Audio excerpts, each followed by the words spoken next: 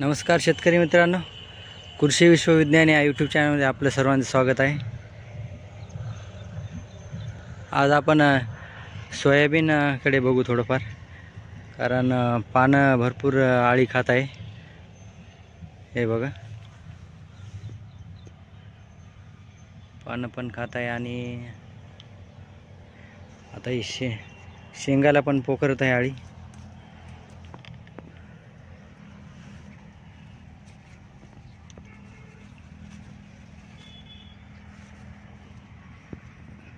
हे बघा, आळी या प्रकारची या पानावर बसून मस्त आस्वाद घेत आहे। तर तसंच आता हे शेंगामध्ये पण येईल। हे बघा, शेंगाचं पण नुकसान करू शकते आळी।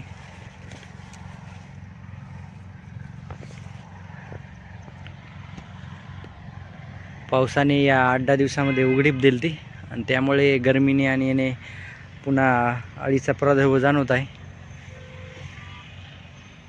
तरी आपण 20 ते जवळजवळ 22-23 दिवस झाले अगोदर एक कीटकनाशक फवारलं होतं। त्या कीटकनाशकनं आतापर्यंत समजा 20-25 दिवस झाले तर काय आलं नव्हतं, पण या 2-4 दिवसामध्ये आळी दिसत आहे। कारण सारखं ऊन भरपूर पडल्यामुळे तडाखा बसत असेल, आणि त्यामुळेच उन्हाच्या याच्यामुळे अळीला पण आमंत्रण झालेलं आहे।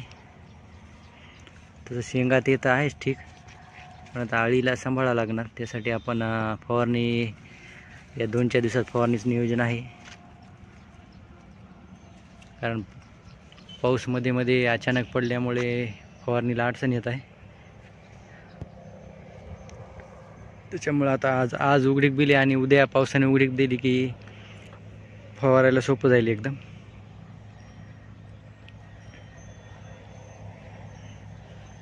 तर असं शेतकरी मित्रांनो, पुन्हा आपण नवीन माहितीसाठी पुन्हा आपण भेटूच।